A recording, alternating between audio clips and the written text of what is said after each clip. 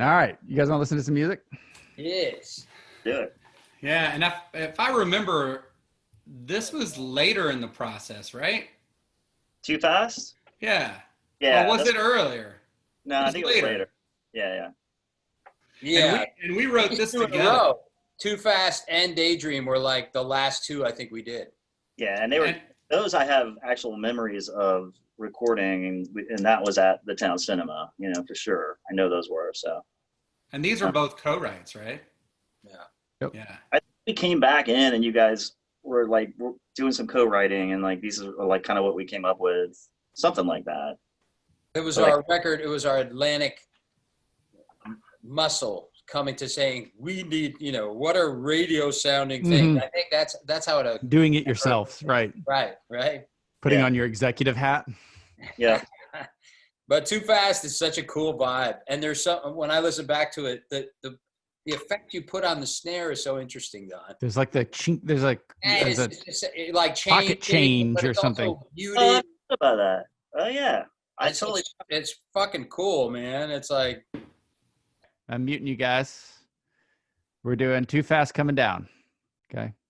3, 2, 1, go.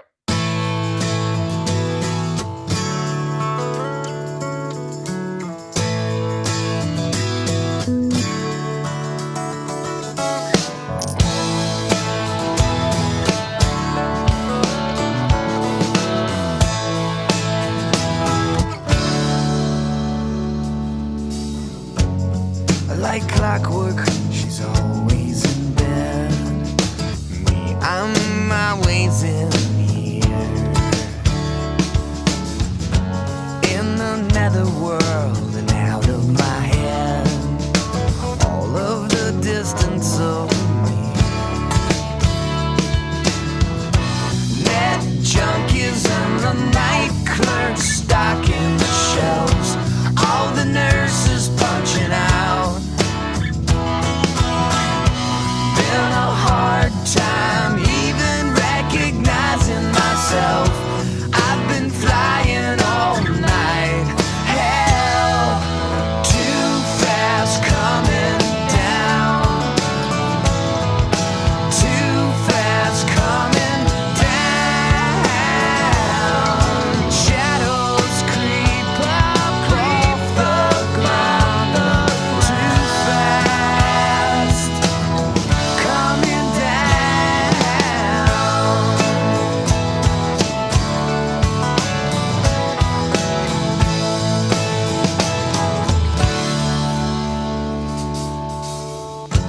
In the fishbowl, watching it swim. Me looking out, that looking in. Listening for the salmon to sing. I'm dragging the gull by the wings. Gold diggers and the drag queens making the rounds. All the songs are made for you.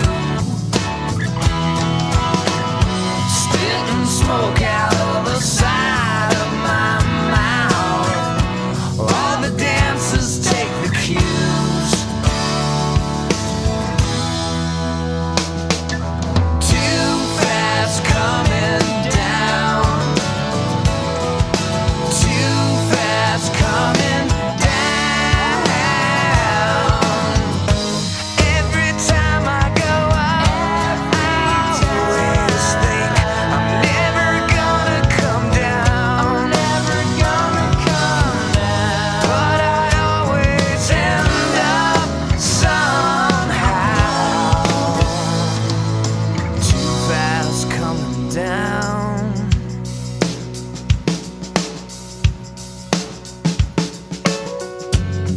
Like clockwork, she's always in bed. Me, I'm still stuck in here.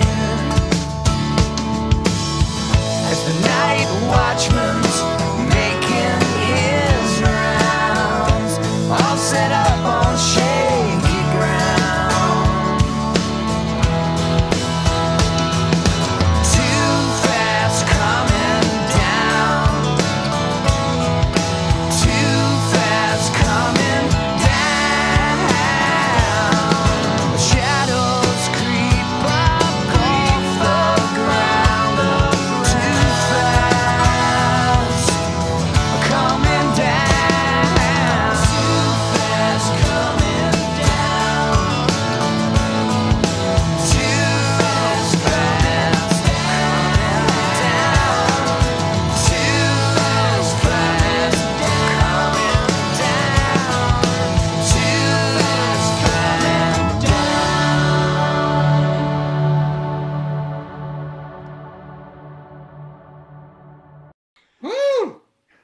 love that. I love that last reverb. It's like during the mix, somebody was like, "Oops!" Like right at the end.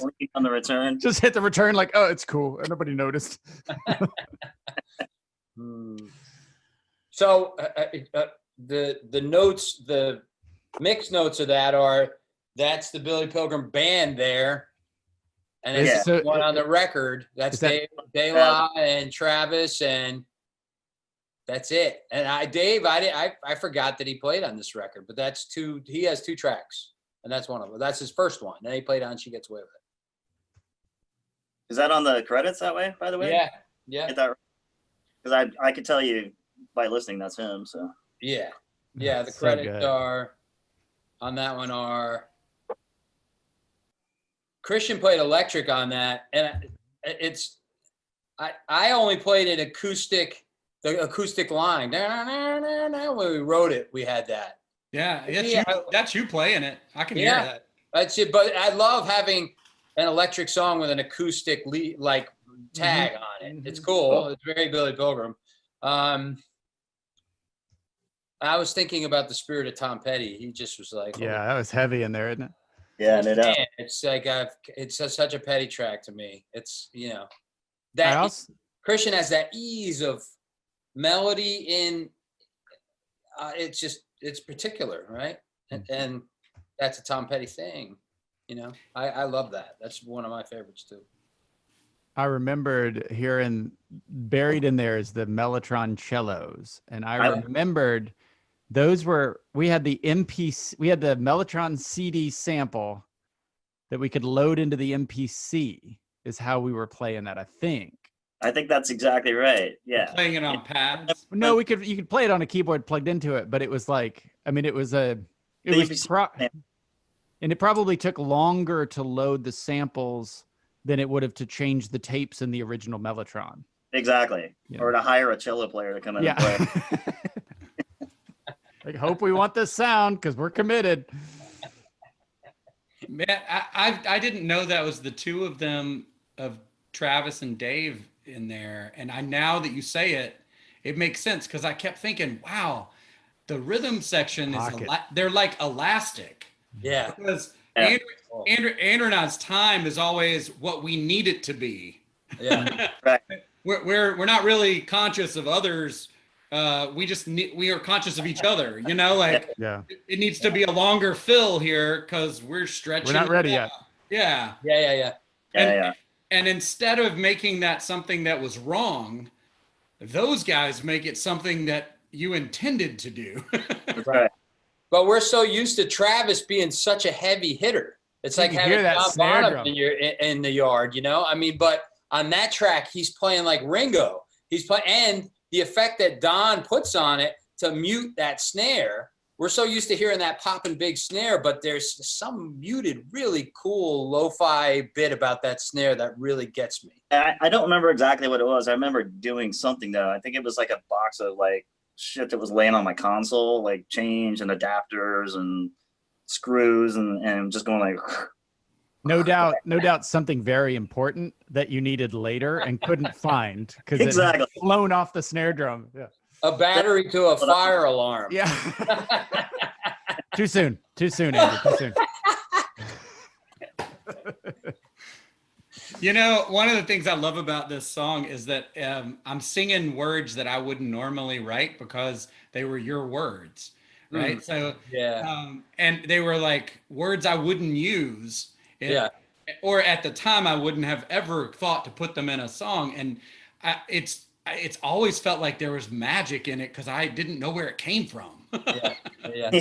You used to do this. I don't know if you still do it, but when we co-wrote, you started on Bloom, but on this one, we had it down to a science where you put a big pad in between us.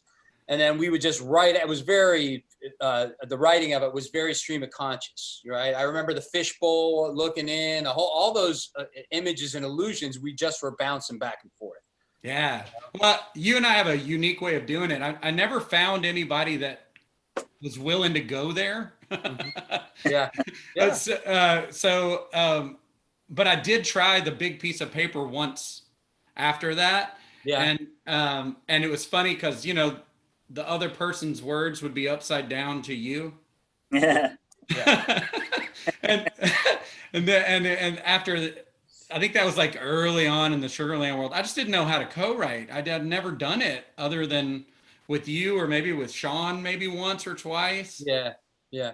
I remember Bloom being specific because we were under the gun, and they just put us in like, okay, you got to finish this shit, and probably half of that record is just us. You know, Going. it's very Lennon. Lennon and McCartney, I think, were, you know. Yeah. Yeah, no, it's But that was their thing. It's just bring it in. You got to finish. It's all on Get it time. done. It's all on Get like it done. get Yeah. it done. Very Yeah. slow building. Well, and Yeah, I think cool. it's interesting, especially because we're about to hear Daydream. Both these songs have a thread through them, particularly I think around the vocal production. Like they're crafty, Yeah, and you're using your background parts very specifically, and it's that generally you guys would write a song and the background part would be put to it, which was really an accompaniment, right? Mm. These were very constructed. You know? Yeah. Integral to it. Yeah. and that's Don though. That's the Yeah. maestro there. Yeah. That because I hear so much of Don in there. He's singing probably 3 of those parts. Christian is Yeah. singing one, and because I have the highest Tiny Tim voice of us all, I could get the high part if I need the second one. But Don's in there with the all parts, and sometimes they're buried or not buried, but like it's very interesting. Stack. Like what I do. I stack myself enough times you can't tell it sucks anymore. Yeah. Well, you were Come on, famous. man. You were famous for being back on the soundboard with the vocal mic, just like I'm singing along. So good. I totally forgot about that. Yeah.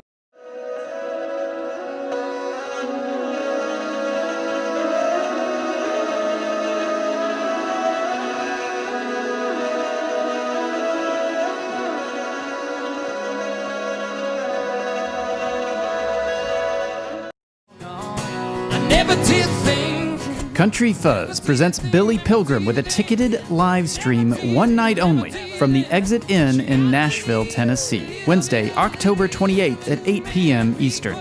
Tickets are only $10 and available at momenthouse.com/countryfuzzpresents. Tickets go on sale Friday, October 16th at momenthouse.com/countryfuzzpresents.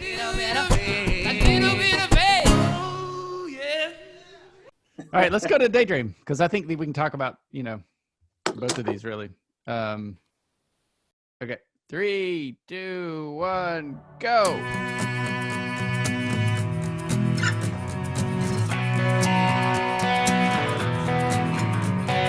underneath your shadow walks, and I swore I could hear it talking. You crossing yourself up and down the street, tripping over yourself when we meet. Daydream, daydream, knock you off your feet.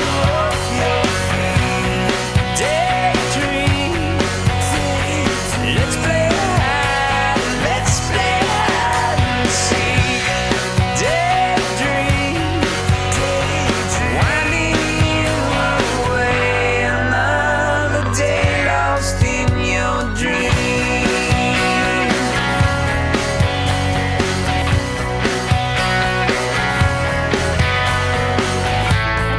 Thought I knew you all at once. Smoke behind the screen. I'd spoken to you like a page torn out. You're cast off in the stream. Not to shake you, and I'll take good care. Not to wake you up is just not fair. Daydream, haze behind the bed. Daydream, head under your tail. Daydream, winding you away, another day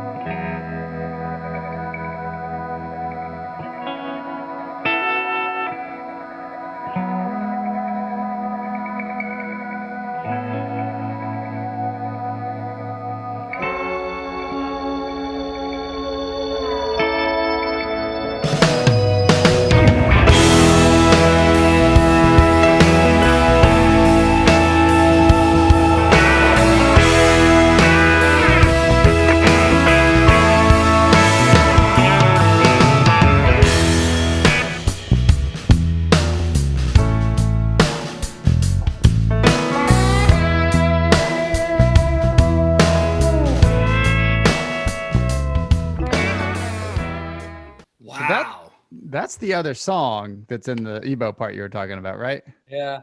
That unfinished song. Yeah. Up and I- away. Yeah, we started getting at it. It was, I think Don put a loop and then we just started playing to a loop to it. I don't know if we even ever played that song live. I'd forgotten that was there. Yeah. Wow. Yeah. Yeah. Fun times. Fun times in the studio. That's like exploring the studio space. Yeah. No kidding. I was Yeah. obviously channeling my inner Phil Spector for that one. It's like 4,000 tracks of shit going on. Amazing. Now we were in Pro Tools though, right? Or were we on tape for that? I think this is probably I was hybriding it. Like what I would Yeah. do is on tape and then We were vocals synced. and lock Yeah. it up. Because But it I wasn't does. into Pro Tools yet then, but I don't think Okay. It seems like more than 24 tracks. it's is way my- more than. So maybe I was. Maybe this is like it kind of has to be like that's like just don't off the head, 47 tracks playing. So I don't know. Like the So- credits read like, Yeah. whoa. But I remember reading the credits jogged my mind that Christian did a lot of this recording up in the, Up in the upstairs Yeah. projector room, didn't we? so we wrote it and then he did a lot of that because it's got my 12-string baritone. I don't really hear it. I'm sure it's. I heard somewhere. it. Ask who played it. Yeah. I was What's that? literally I was going to ask who played that. I heard it at the end. That's me. Yeah. Yeah. No, Is that so? That's that kind of. That's one of the electrics that's distorted, but it's. Yeah. Yeah, because I hear Yeah. that there's a couple really cool electrics, and then Christian Is that- played 12-string bass. Is that possible? There's no such thing. I guess nothing.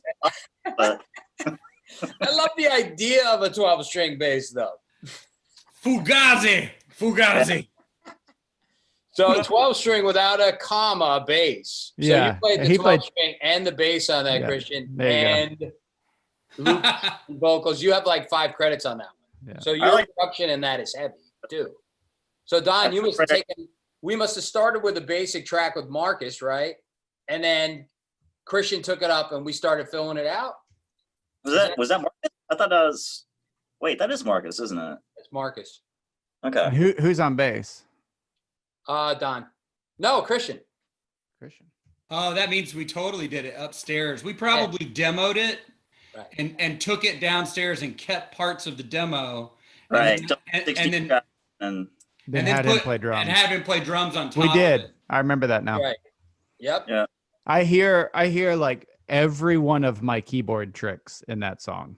Like listening to it, I'm like, oh, this is like one where I was learning all those things, and two, what I do all the time. You know, like it's amazing. So It's the got- Farfisa, it only has you playing the Farfisa and the Hammond on it, but the Farfisa is that. Yeah, yeah, thing. yeah. Yeah. The weirdest part of it for me is I was using Sony's like acid loops or something at the time, Yeah. and they were really bad, but I was trying to get a vibe out of it somehow. I remember, and we kept one thing, which is that The little Bollywood. yeah, almost Bollywood moment as it goes into a bridge, yeah, and it's usually the death knell of any recording of mine of, ooh, I love this loop. Like you should always delete it. Like it's but in this case we kept it, and I don't hate it, but it terrifies me every time I hear it. Like, oh my God, I should have known better. But oh, I think it's awesome. Yeah, The- it worked the- great. the thing I love the most about this song is when you guys bend that harmony into the major, Mm. Yeah. That's And you- cool. Yeah, that is. It's halfway through the song. you do it twice. You Yeah. do it once at the beginning, Yeah. at the end of the chorus, and then the second time at the end of the song. And I swear it lights up anyone who hears the song. Yeah, it's great. That's a great moment. And I also love to hear Don singing, "Get you off your feet." Like Passion. that full fucking shout vocal is yes, Good man. Lord. I love that. It's Oh, great. It's awesome. Probably done completely alone at Oh, yeah. like 1 a.m. at the town cinema. You Right. guys were all gone. Yeah. I sang that, you were all gone. And then just a terrible moment of self-reprieve and reproach and just difficult Yeah. times. Why Yeah. did I do that? Yeah. I hate myself. I hate myself. I can't listen to that. I can't help but listen to that. It's great. It really is. That track is like, and for years I like put that one like, yeah, it's like such an off track to me, but it's, you know, it's not one on this album that I gravitate toward, but Yeah. it's, It's one that like my music theory brain, I want to chart it because it feels like it's a great example of what's possible when you're writing a pop song. Yeah, that's I true. think it's easy to get kind of like, oh, I'm in the key of G and therefore there are 6 things I can do or whatever. You know, like we all have our tropes we get into. And this song feels like it's like a 12-tone composition. Like it doesn't matter what chord is next. cool. Yeah. That's Yeah. Andrew. I mean, that's your sensibility for pop has the you chase the melody, Yeah. Yeah. and it's a totally different game than chasing the Structure. the tonalness of something. And it's like, fuck it. I'm going to make this chord work because the melody works. Well, Yeah. you know, this whole record is me, and this is what I love so much about this record because it's almost the contrast of that, of me exploring, because I'm listening to Radiohead at this point, to like we talked about the other session, you know, when you don't follow a waveform, verse, chorus, break, verse, chorus, outro, like you say to yourself, okay, what else is possible? Yeah. So there's like that second verse is a B section. It's not a verse. It's not what the first verse is or the last verse. It's just, it breaks into what? It goes down into a B section. It's so cool. It's like, it's surprising. And Christian completely, this is the co-writing. He's like, yeah. Go. Right. And normally I would have went, pull it back to that verse form again. Yeah. Oh man, it was awesome. And then can you guys remind me again that most of that EBO and the melody that we're hearing is it's from Come On, right? Yeah. Da da da da da da da da da da. You're right. Open All Night or Come On, one or the other. Come On is where we hear that EBO. Wow, you can take it. That's where I play it first. On the credits, I don't even play it. I don't think on. Yeah, I don't think we Playing credited Open the like interstitials. Yeah, no, that's because we were just in pieces and. Yeah. All right, let's move on. Call it even. 3, 2, 1, go.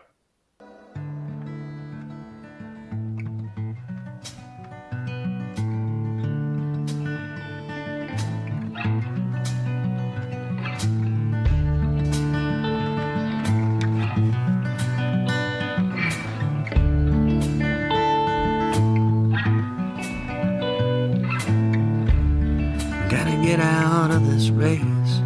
Can't run anymore. Stay out of my face. Back away from my door. Paid my dues.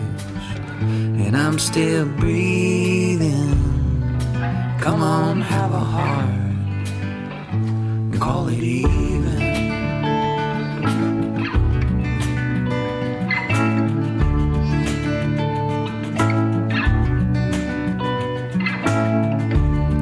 All the troops are gathered round. Time to get your courage up. Get your head out of the ground. Time to hurt someone you love. It ain't easy, but you got your reasons. Come on, have a heart. Come on, have a heart. Call it even.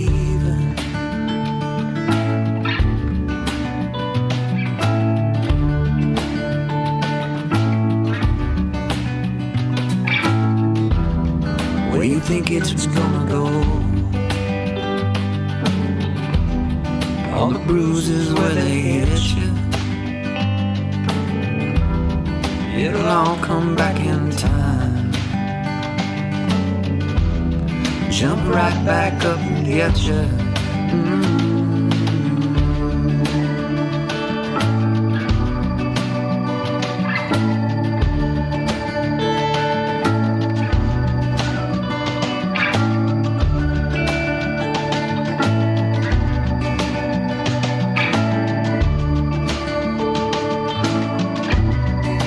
Come on, have a heart.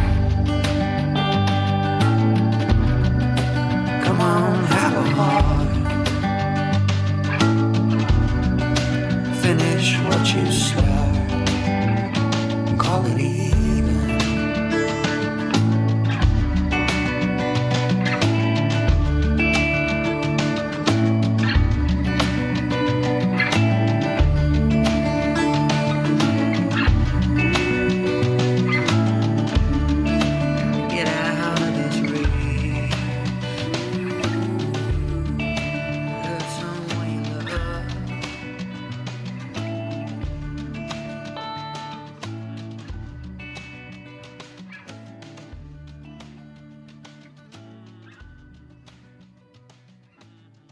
That is some slow ass fading going on right there.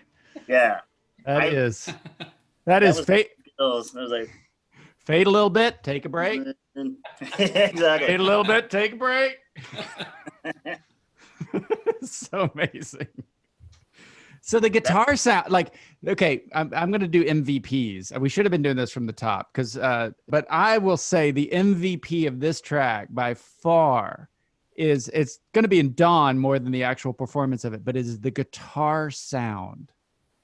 What is going on with, because that acoustic guitar layered with whatever else is on it is an acoustic guitar, but it is in such a specific space. Well, he Yeah. took my electric, and normally you would pan to differentiate, but he built my little electric bam, ba, dam, bam, bam, on top of that acoustic, so it sounds like one guitar. It's It's cool. That's how I hear it. But Yeah. I can't remember. Was that one of the ones, Drew, that like it was? I mic'd up you playing the electric, and I like put in the plinky sound from. That's what you did. I think that might be what it is. Yeah. And then get out of it to give it some volume. We had it playing through maybe that little. It was playing through a specific mic. I don't know how, if you put an effect on that post or pre. I can't remember that part of it. I remember playing, that was a live track. We played as a band all together on that one. Was it once? Yeah, Right. that's right. Yeah. So who's our drummer, bass player on that? Siggy. That's Siggy. And then I think Don's playing bass on that. I think so. I have a memory that Don is playing Hammond organ on that. That's I- correct. I was You just are gonna- correct. That's the only lick I know. And I was like, wait, did I play that? And then I do think I did, to like show you guys, like, hey, we should put some Hammond on this. Like, after you guys left, I put it on there. And then somehow it accidentally got left. But So it says there's no credited bass player in this song. So I wonder if the Worley or Hammond is holding down the bass line. you know what? I may have played There's the no. bass. Ba- It says that there's no bass. It sounds like there is. To I me. hear it. Yeah. I think it made bass pedals. Like, Yeah. You did that on a few songs. just like very legato, like just holding down Yeah. the bottom bass pedals. I don't know, but I would say the jury's out on that credit. Yeah.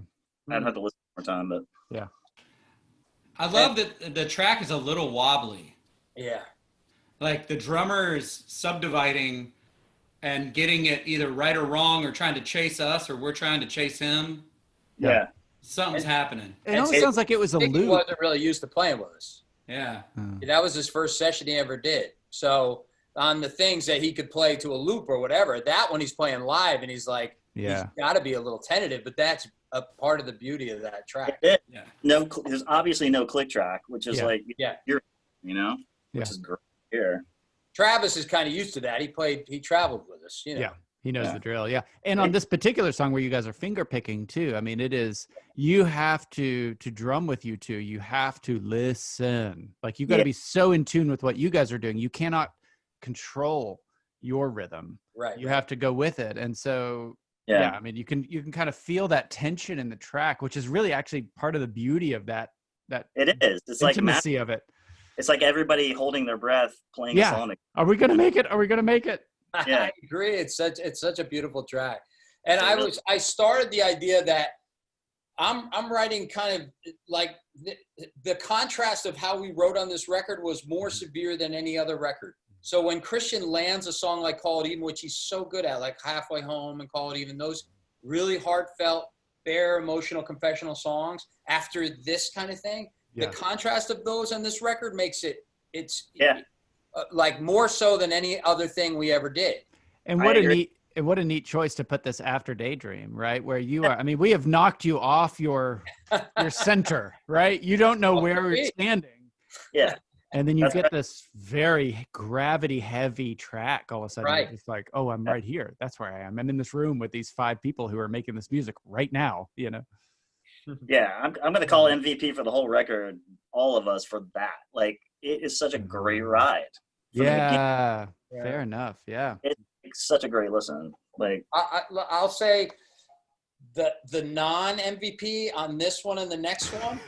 You go to non-MVP. You take my idea and like What's the dark I'm side? gonna what Charlie's World in Stranger Things. That's the upside down. That's what they call it. The upside down of the MVP track in this is my screechy way of dragging my fingers across that Don actually liked, but I'm always like, I love you know what I that. mean? Those and to call it even, or in She Gets Away with the next one. I do this kind of thing where I'm lazy. Getting you between have to- chords. Right. I'm lazy playing it, and you hear this kind of harmonic almost. It's really loud, and it kind of gets me, but I can see how in Don's brain, I don't know, this is a specific question for you. If you go, that's cool. I want to bring that out. That is human. That is like what like when you play them, and like I love hearing that because it's honest. I mean, it can be, you know, if you have it mic'd a weird way, it can be annoying. But like I think in these songs, it's like I can tell you're literally playing that, and it's not Pro Tools to death and Right, like I hear you. team takes and comps. It's like that's just what it sounded like when you played it, you know? Right, exactly. And so, yes.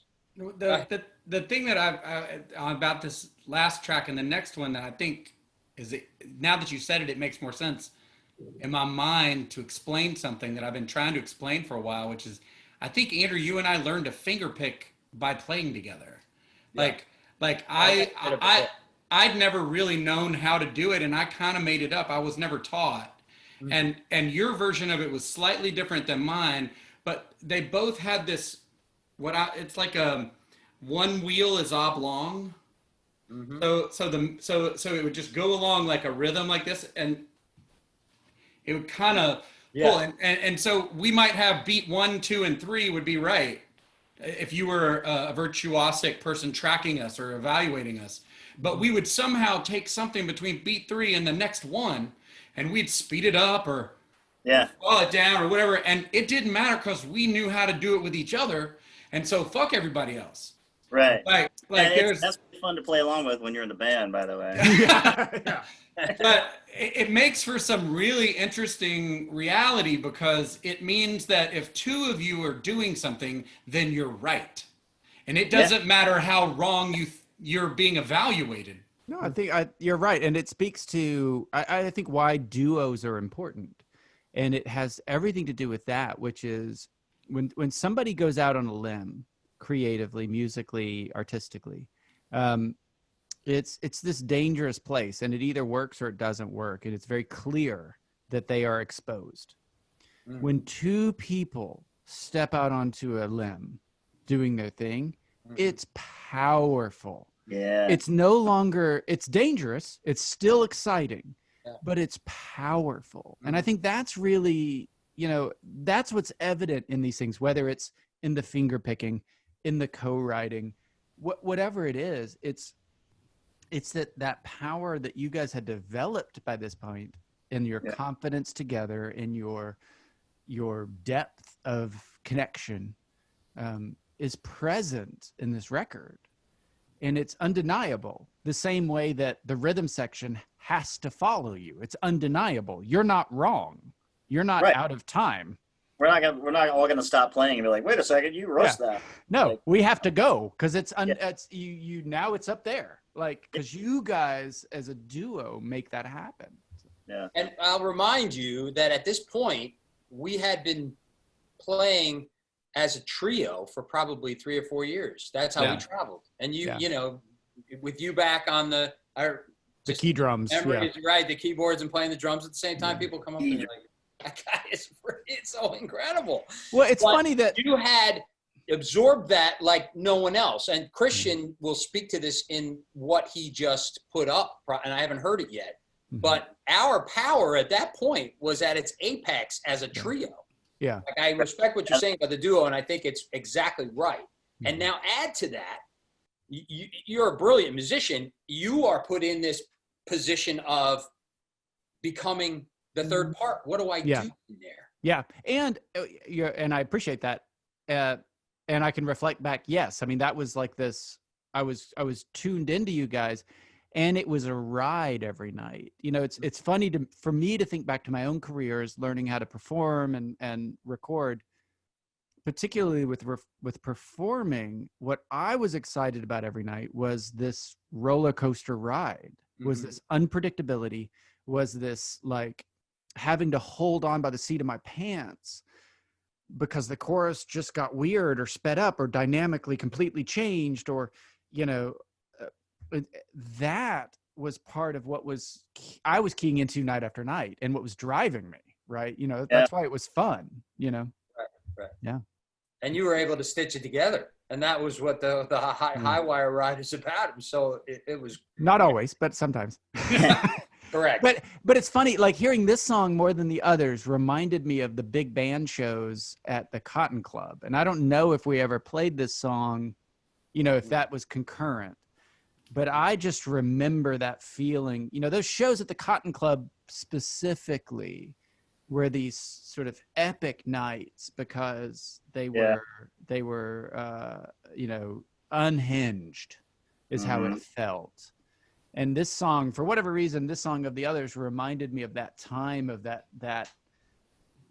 on the seat of your pants, like performance, And we did that a lot as a trio. We had to do that as a trio. But I think those, I don't know how many we did. In my mind, it was like 50, but I'm sure it was like 8.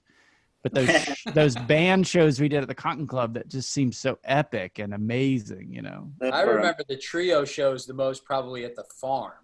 Yeah. Because the attic was so comfortable, but the music farm was exotic enough. And we big. played it enough that it was our crowd. But that as a trio, like Christian and we could always rock it. They knew all the words. We'd go out and do the thing. When the musicianship of you in the mix, we could really levitate the place when it was us as a trio at the music farm. What I remember about the music farm gigs, well, 2 things specifically. Mom coming to do palm reads at the merch table and like making money, like killing. But 2, the disco loadouts. That was the first time I'd experienced the disco loadout, which has become a standard now, which is that, that whole like, that's awesome. You sold out crowd. Everybody had a fantastic night. Thank you so much. You just played your last note, and the dance, we're transitioning to a dance club. And actually the stage is the dance floor. So you have about 30 seconds to pack up everything and get out of here. Meantime, it's going to be decimal 8,000 shitty dance music and assholes all around you spilling beers. And I just remember being like, fucking shit, I gotta fucking, like trying to get my drums and just like, fuck you. And like, just like, how did my like paradise get ruined in an instant? And also the farm had the greatest t-shirts as well. Oh, so good. I love the farm t-shirts. Yeah.